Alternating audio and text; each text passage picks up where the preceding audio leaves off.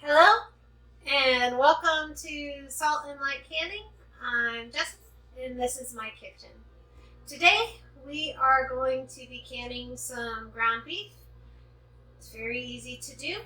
There is absolutely no reason to be afraid of canning ground beef. So easy. So first thing we have to do is get our beef all browned up, and then we'll strain it off. So I'm using my roaster because that's what works for me. Do what works for you. All right, I'm not gonna add any seasonings. I'm not gonna add any fats or anything. Just gonna brown this up and then we'll put it in jars. So easy. Alright, I'm just gonna keep turning this and stirring it and kind of breaking it up until our meat is probably about 80% cooked through. You know, so where it's brown and it's not going to clump together in your jars, but not so done that it's going to be dry. So just let it do its thing. While our meat is going, I'm going to mix up some beef bouillon. I have trouble with that word. To put in our jars with our cooked meat. So I'm going to make that up and then I'll be back when we're filling jars. Right. So my meat is all browned up and I have beef broth here, and also I put a couple packets of the onion soup mix. So I'm going to get this in here. We're going to fill our jars to 1 inch of head space. I always can meats in pint jars. I don't do them in quarts because that's what works best for my family and how we cook. If you have a large family and you want to do big meals, that's fine. Then can yours in quarts. Really does depend on what's going to work the best for you. I'm going to get this packed, like loosely packed, not so packed that, you know, not like super duper packed, just packed. I think that's probably good enough. And then I'm going to add my broth. I just wanted this to be simple so that I can season it however I want when I'm cooking. But please, please, please,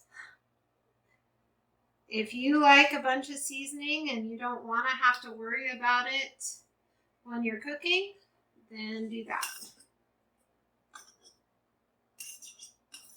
Make sure you debubble really well. Move on. Check our head space. I think I need just a tiny bit more liquid. I know that I won't want to serve it if there's a bunch of meat outside the liquid. I just won't. That's just me. I'm going to take a napkin, wipe the rim of my jar really well with some vinegar because, I mean, I drained the meat, but it doesn't mean that there's not a possibility of some fat or something on the edge of my jar. Take my lid and line it up and put it on to fingertip tight. Again, that's just my fingers are tightening the lid. There we go. I'm going to keep filling jars. I did want to talk about, so you do not have to can meat. If it works best for you to just have your meat in the freezer or however you do meat, then do that. I'm choosing to do this so that I can have some quick, easy meals because, like, what if I'm on my way to work and I forgot to take out my hamburger for dinner? This will just make it fast and easy and I won't have to worry about it.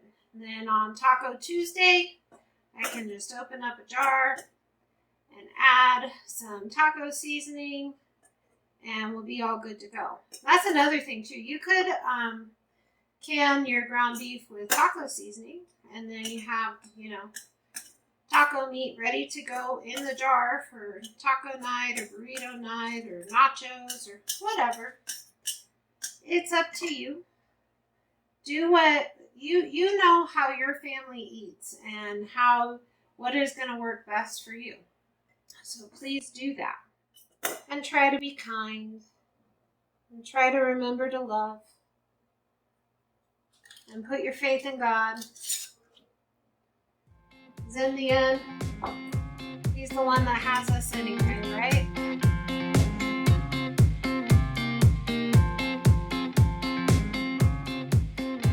So my canner is full.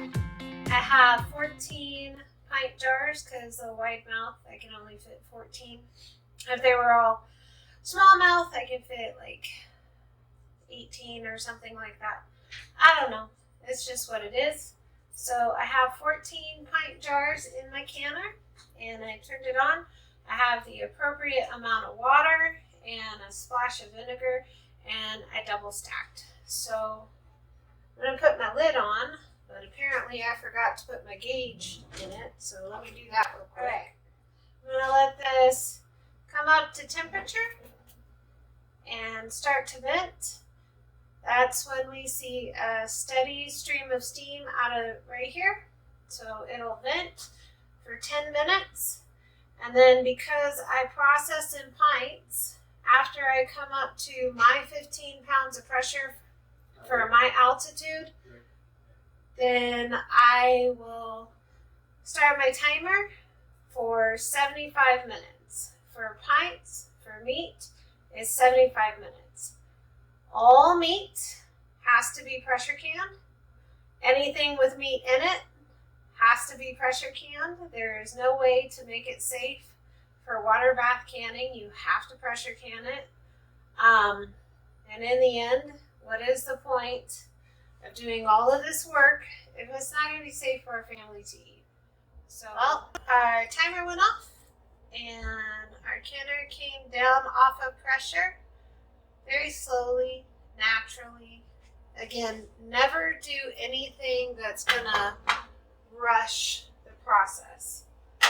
Not only could it mean your jar's not sealing, but it's just not safe, okay? So make sure that what you're doing, you allow for the proper processing time. So we're going to take it up.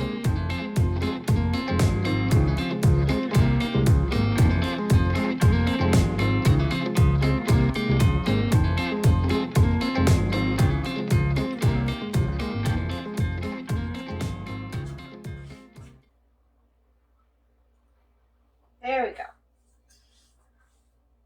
I hope this encouraged you. I hope it blessed you. Set yourself some pantry goals. Find out what you need to store for your family so that you're ready, in case you have another couple of weeks that you can't get to the grocery store. Or if you're like me and your goal is 1 year worth of food storage, then do that. I can tell you my canned goods are on a 3-year rotation. So I put the oldest stuff to the front and the newest stuff to the back, and we just work through it. It's on a rotation. Set yourself some goals, and then little by little, just work towards that. But do what works for you and your family.